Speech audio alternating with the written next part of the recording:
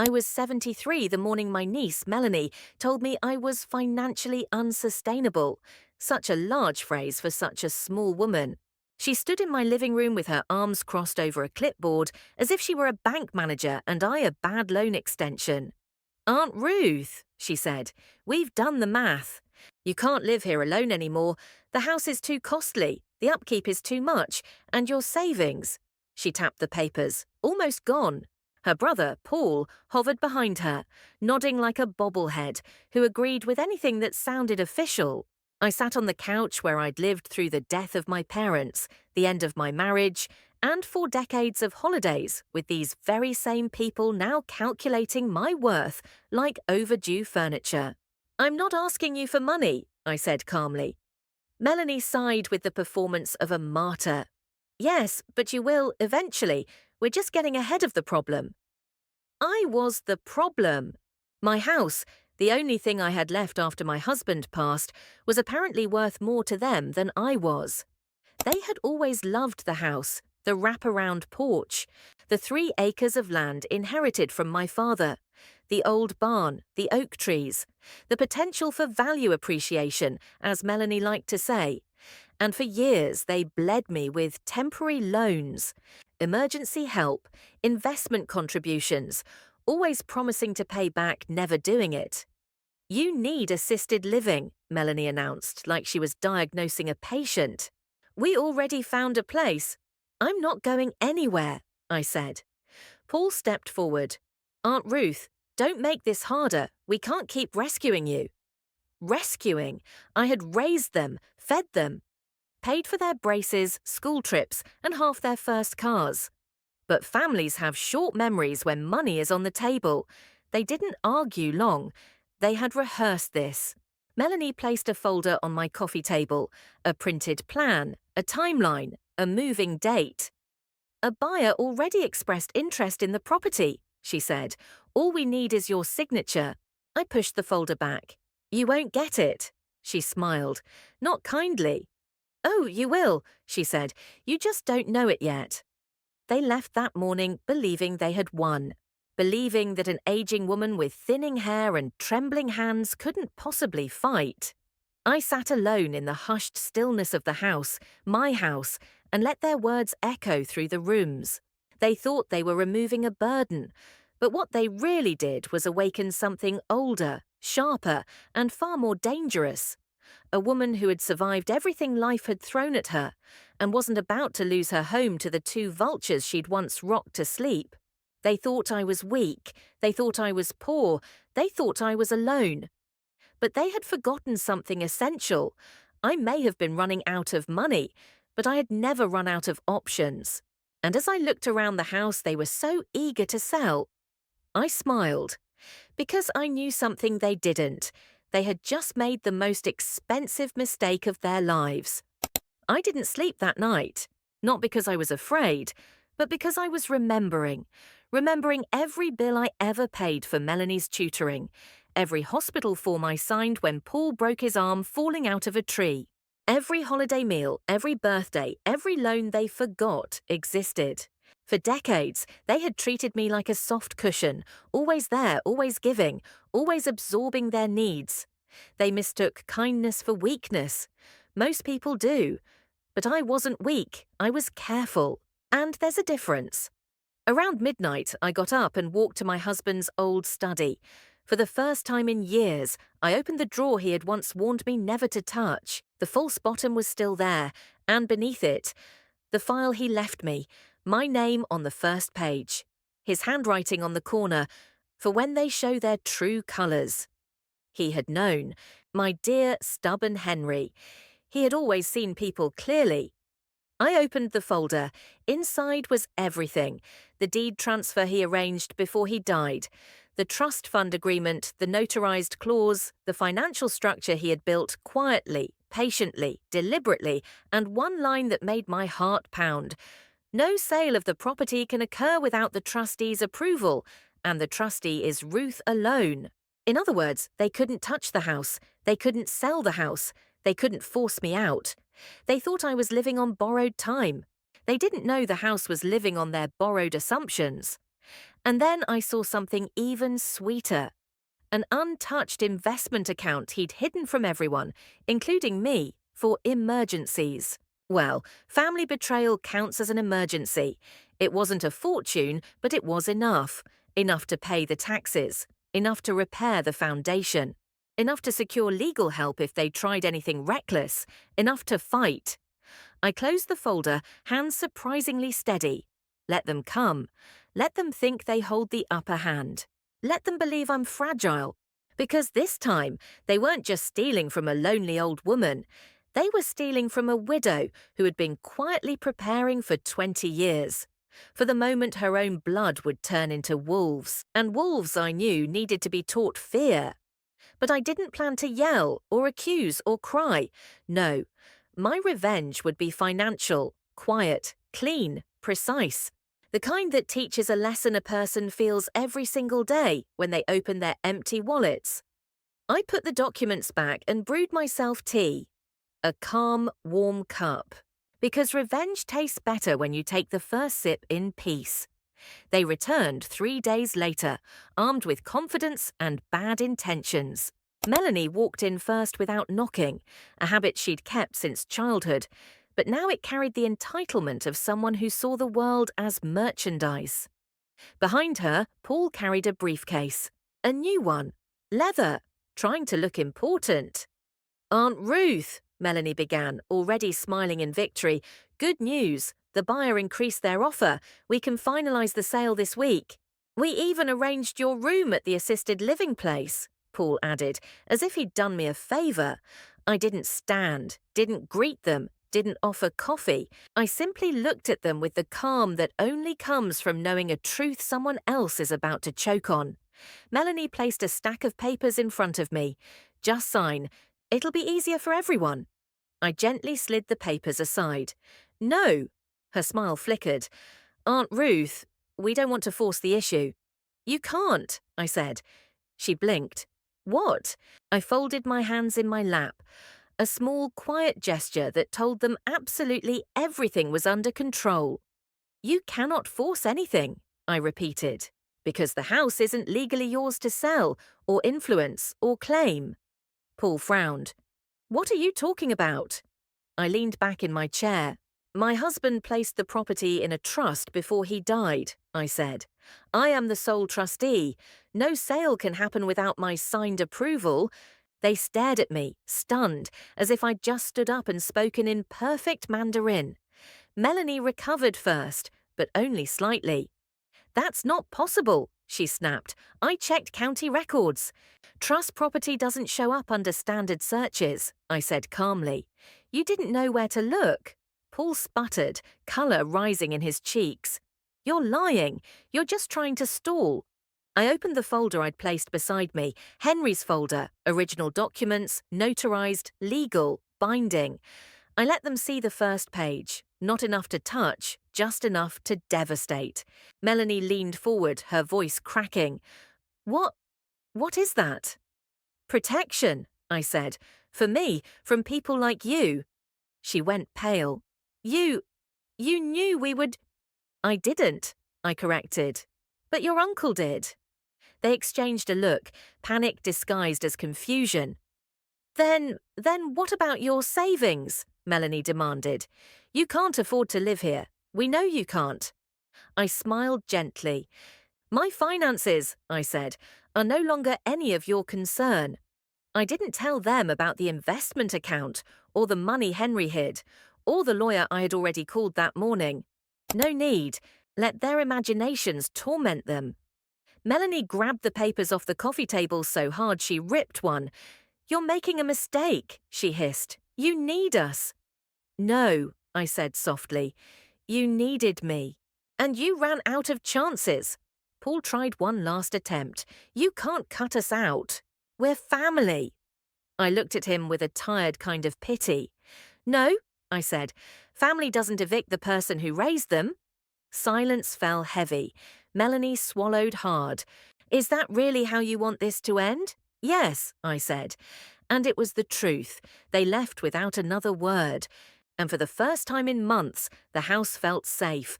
as if the walls themselves understood I had defended them. But I knew something. People like Melanie and Paul don't walk away quietly. They regroup, they plot, they return. They always do. But I was ready.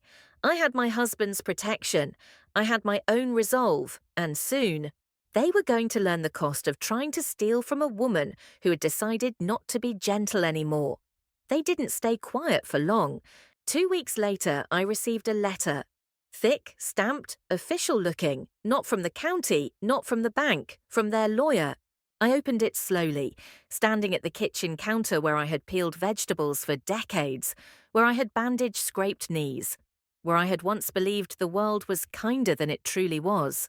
Inside, a formal notice claiming I was mentally unfit to manage financial assets and recommending temporary conservatorship, with Melanie and Paul as the proposed guardians. I felt the air go still. Conservatorship, the legal tool used on the elderly when families want control. The same weapon they had used on my neighbour, Mrs. Harris, to take her property and put her in a facility she never chose. They wanted to strip me of my rights, my independence, my home, all under the disguise of concern. For a moment, I let myself feel the sting. The betrayal hit harder in black ink than it ever had in their voices. They didn't want to help me. They wanted ownership. They wanted everything. But they had miscalculated something important. I was old, yes, but I wasn't helpless, and I wasn't alone. I took the letter and drove into town, the same route my husband used to take for groceries. The lawyer's office was down a quiet street. The receptionist looked up when I walked in. "I need to speak with Mr. Cole," I said. "My doctor recommended him." That was a lie, but a necessary one. 5 minutes later, I sat in the office of a man with silver hair, sharp eyes, and hands that looked like they never shook. When he finished reading the letter, he looked up at me. "Mrs. Taylor, this is serious." "I know," I said. "Can we fight it?" He studied me for a moment. "Let me ask you this. Are you mentally fit? Fit enough to know exactly what they're trying to do?" He smiled slowly. "I like your style." We made a plan, a strong one, a clean one. A legal wall so high Melanie and Paul would need wings to climb it. Step 1, a full medical evaluation proving I was mentally sound. Step 2, filing my own petition first, a protective measure to block any conservatorship attempts. Step 3, a cease and desist letter for harassment, real, loud, frightening. Step 4, freezing all access to any joint accounts they'd ever touched. And one more step, my favourite one, Step 5, opening an investigation into the loans they never paid back. My lawyer raised an eyebrow. "How much do they owe you?" 30 years of debt, I said. "And I have records," because I did. Every cheque I'd written, every temporary help they promised to return, every bill I'd covered because times were tough. I had saved everything, a lifetime of receipts, an archive of generosity they never thought would be turned against them. Mr. Cole leaned back. "Oh," he said with a small laugh, "this is going to be fun." He wasn't wrong. When I left the office, the sun was warm, the sidewalk steady beneath my feet. For the first time in months, years perhaps, I felt powerful, not spiteful, not vindictive, powerful. This wasn't revenge, not yet. This was self-defense. But revenge was on the horizon, and it was going to be financial, quiet, devastating, because if they wanted a legal war, I would not only fight, I would win. Melanie and Paul must have expected me to cry, panic, or call them begging for mercy after receiving their lawyer's letter. Instead, they heard nothing. Silence is a powerful weapon. It frightens people who expect an easy victory. They didn't know I'd already hired an attorney, or that the medical evaluation had come back perfectly clean, signed by a neurologist and a psychologist, both noting that my mind was exceptionally sharp for her age. I made copies. Lots of them. 2 days later, their lawyer received my own legal packet. A petition blocking any conservatorship attempts, a cease and desist letter threatening legal action, and a formal request for repayment of every penny they owed me. Melanie called first. She didn't say hello. "What the hell is this?" she snapped. "Documentation," I said. "You're suing us?" "I'm giving you an opportunity to correct decades of debt," I replied. "My lawyer provided a payment plan." "You're insane," she shouted. "No," I said calmly. "And I have paperwork proving it." There was a long, stunned silence. Then she hissed, "You can't win this." "You should have checked the trust before assuming you could steal my home," I said. "And you should have remembered that I'm not afraid of you." She hung up. Good. Let her panic burn quietly. Later that afternoon, Paul tried to be the reasonable one. He showed up at my front door with a guilty expression and a box of store-bought cookies, his version of diplomacy. "Aunt Ruth," he began, "this has gotten out of hand. Melanie got emotional. We don't want a legal battle." "You filed the first one," I said. "That was her. I didn't even agree." "You signed the intent form," I reminded him. His face fell. I stepped onto the porch and closed the door behind me. Not to keep him out, but to make sure he understood he wasn't welcome inside. "Paul," I said softly, "I raised you. I loved you. I took care of you when nobody else would, and you repaid me by trying to take my home." I'm sorry," he murmured, eyes dropping. "I don't want your apology," I said. "I want my money." He stared up, stunned. "You're serious?" "Yes, and you will repay every cent, with interest." He swallowed. "I don't have that kind of money. You should have thought about that before you gambled my kindness." He opened his mouth to argue, then shut it. Because he knew I was done being soft. He left without another word. I watched him walk down the path. His shoulders hunched, his head down, the weight of consequences finally settling on his spine. Before going back inside, I glanced at the oak trees in the yard, strong, solid, unmoving. For the first time, I felt like I matched them. I wasn't a trembling old woman waiting to be saved. I was a 73-year-old storm, and they had just stepped outside without an umbrella. 3 weeks passed. Quiet weeks. Suspiciously quiet. Melanie didn't call. Paul didn't show up. And their lawyer stopped sending letters. This kind of silence wasn't peace, it was plotting. People like them don't retreat, they regroup. But while they schemed, I prepared.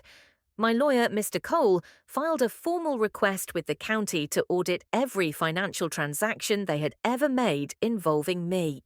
Not out of revenge, but because their conservatorship attempt legally opened that door. Melanie and Paul had no idea what that meant yet. But they soon would. On the 4th week, it began. They came back, not with smiles this time, not with fake apologies, but with panic barely hidden under forced politeness. They knocked instead of barging in. A small miracle. I opened the door but didn't invite them inside. Melanie spoke first. "We need to talk." "No," I said. "You need to listen." Paul shifted awkwardly. "We're in trouble," he admitted. I waited. They didn't deserve comfort. Melanie swallowed hard. "The county reached out. They're asking questions about those loans, and the taxes, and the money you took," I finished. Her face twitched. "We didn't take—" "You borrowed with the intent to repay," I said, and never did. Paul stepped forward, voice trembling. "Aunt Ruth, we could get fined. We could lose a lot." "You already lost something," I said. "My trust." Melanie's composure cracked. "Please," she said, voice finally human. "Just withdraw the request. We can work something out." I tilted my head slightly. "You mean you're afraid?" She didn't deny it. I glanced between them. 2 adults who had once been children sitting at my table, 2 people I had loved fiercely, 2 people who had chosen greed over loyalty. And now they wanted mercy. I took a slow breath. "Let me explain what's going to happen," I said, clearly, calmly. They froze. "You're going to repay what you owe, every dollar. On a schedule my lawyer approves." Paul stiffened. Melanie opened her mouth, but I raised a hand. Second, you will never attempt to manage my affairs again. Not legally, not financially, not emotionally. Their eyes dropped. Third, you will stay away from my property unless invited, which, for the foreseeable future, you will not be. They stood there, small, ashamed, stripped of their imagined power. But, Melanie whispered, what if we can't afford repayment? I met her gaze without blinking. Then the county will handle the consequences. Her face crumpled. Paul pressed his hands to his forehead. This is going to ruin us. I didn't soften. You were willing to ruin me, I said. And I'm simply letting the truth do its work. They didn't argue. They didn't scream. They didn't threaten. For the first time in their lives, they bowed their heads, not out of respect, but out of reality. We're sorry, Paul whispered. And maybe he meant it. Melanie tried to speak again, but her voice broke. We didn't think you'd fight. I nodded once. I know. They left quietly this time. No shouting, no boldness, no arrogance, just fear.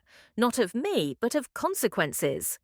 And as the door closed, the house felt warmer, the floor felt steadier. The air felt breathable again. Because for the first time in a long time, they weren't in control. They weren't manipulating. They weren't circling my life like vultures. For the first time, I was the one holding the pen, the power, the future, and I wasn't done yet. Not until every last piece of what they tried to take was returned, one way or another. The first crack in their armor came quietly. A letter. Not to me, to them. But Melanie sent me a picture of it, her hands shaking so badly the words blurred. It was from the State Financial Review Board, confirming a full audit of their taxes for the last 7 years, any undocumented gifts, all cash transfers between us, their business accounts, their personal bank statements. I stared at the photo for a moment. Then I turned my phone face down and continued folding my laundry. They wanted a war. Now it had begun. Within the week, Paul showed up at my house again, not to manipulate, not to charm, but because he was unraveling. He looked thinner, his shirt wrinkled, his eyes red. What did you do? He asked, voice low, small, almost childlike. I protected myself, I said. You sicked the state on us. No, I corrected. You opened that door the moment you tried to declare me unfit. He ran his hands through his hair. We're drowning, he whispered. The accountant says we owe penalties and taxes and my repayment, I reminded him gently. He flinched. I can't pay all that, Aunt Ruth. I don't make that kind of money. You should have thought of that, I said, before you planned to take my home. He sank onto the porch step. I didn't plan it, he said. Melanie did. She said it was the only way. She said you were losing it, that you needed help. He looked up at me, guilt churning in his eyes. And I believed her. I watched him, quietly. Paul wasn't evil. He was weak. Melanie's shadow stretched long, and he lived inside it. But weakness causes harm just as deeply as malice. Go home, I said. Straighten out your finances. And stay away from me while the audit completes. He nodded miserably and left. Melanie didn't come. She sent emails instead, panicked, frantic, pleading. We can fix this. We're family. You're really going to ruin us? You don't understand what you're doing. Please respond. Answer me. I didn't. She had answered me loud and clear when she tried to erase my independence with a conservatorship. We were long past the point of sympathy. 3 weeks later, everything shifted. My lawyer called. Mrs. Taylor, he said with a grin in his voice, you might want to sit down. I'm standing, I replied, and I'm capable of both standing and hearing at the same time. He laughed. Fair enough. The board found something. What? He rustled papers. It appears Melanie has been claiming your financial support as charitable contributions for years. I blinked. She what? She wrote off the money you gave her as if she had donated it to you. That's tax fraud. Cold satisfaction slid through my chest. Of course she had. She always believed rules were for other people. And Paul? I asked. He's clear. Sloppy, but clear. I nodded. That figured. And your repayment request, he continued. It's legally valid. The board agrees. You will get your money back. How? I asked. They don't have savings, he chuckled. Oh, they'll have to sell something. I let that sink in. They had wanted to sell my home. Instead, they would sell their own comfort. And not because I wanted revenge, but because fairness finally had a voice stronger than fear. That evening, I sat on the porch watching the sun dip low, turning the yard gold. For the first time in years, the house didn't feel like a burden. It felt like a victory. A quiet, sturdy victory built not on cruelty, but on righteousness. They wanted to take my future, but now their future was the one trembling. And I, an old woman they thought they could push aside, was no longer the victim in their story. I was the consequence. The audit concluded faster than anyone expected. Melanie must have believed her charisma could charm the board, the way she'd charmed teachers, neighbours, and every man foolish enough to date her. But charm doesn't erase numbers. Charm doesn't hide signatures. Charm doesn't change the truth. The truth had teeth. The first blow landed in the form of a certified envelope. I wasn't supposed to see it, but Paul brought it to me anyway, pale, shaking, defeated. Please read it, he whispered. I opened it slowly. Inside was the official state decision. Melanie owed over $46,000 in back taxes, penalties, and fraudulent deductions. And that wasn't the worst of it. Below the total was a line that froze her fate. Failure to pay within 60 days may result in wage garnishment, property liens, or criminal review. Paul swallowed. She's falling apart, he whispered. She thought she could negotiate. She thought she could talk her way out of it. I folded the letter carefully. She talked her way into it. He exhaled shakily. And she still has to pay you back on top of this. I nodded.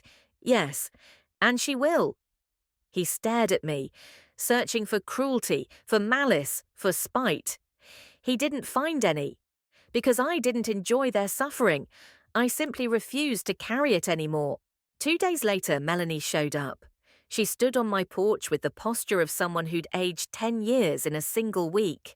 Her clothes were wrinkled, her hair unstyled. Her hands trembling so badly she had to grip the railing. For once she didn't barge in, she just whispered, "Aunt Ruth, please." I looked at her for a long moment, tired, not triumphant, just tired. "What do you want, Melanie?" She pressed her lips together. I want you to stop this." "Stop what?" She blinked, stunned. "Everything." I shook my head. "You started everything." Her voice cracked. "You're ruining my life." "No," I said softly. "I'm revealing what you built your life on." She sank onto the top step, head in her hands. "I can't pay it all. I'll lose my house. I'll lose my job. They'll take everything." "Now," I said gently, "you understand what you tried to do to me." Her shoulders shook. "I'm sorry," she whispered. "For everything." It wasn't a performance, not this time. It was defeat. Real, raw defeat. I sat beside her, not close, but near enough that she knew I wasn't enjoying this moment. "Melanie," I said, "you didn't betray me because you hated me." She looked up, eyes red and swollen. "Then why?" "Because you loved money more than people, and because you thought I was an easy target." She hid her face again. "What do you want from me?" she whispered. "Accountability," I said. "And then distance." She nodded, wiping her cheeks. "I'll pay back every dollar," she said. "I'll sell whatever I have to." And she would, because the law now demanded it. I stood. "Melanie," I said quietly, "I don't hate you." She let out a small, broken sound. "But I won't save you from what you did." She nodded silently. And for the first time in her life, she understood the difference between justice and cruelty. When she left, the sun was setting, soft light across the porch, long shadows stretching across the boards. I stepped inside and closed the door gently. Not a victory, not revenge, just closure. A clean, quiet ending to a story they never should have started. Paul began repayment first. Small amounts, but steady. I could see the effort, the shame, the sincerity. Melanie sold her car, then her jewelry, then her second property. Every month a payment arrived, sometimes large, sometimes small, but always on time. She didn't visit again. She didn't call. She only sent a single note with the final payment. I learned. I won't make this mistake again. And I believed her. The house was quiet again, peaceful. Sometimes I sat on the porch and thought about everything that had happened. The betrayal, the fear, the fight, the justice. And one truth stayed with me. I wasn't just an old woman fighting for a house. I was a woman fighting for the right to exist without being exploited. And I had won.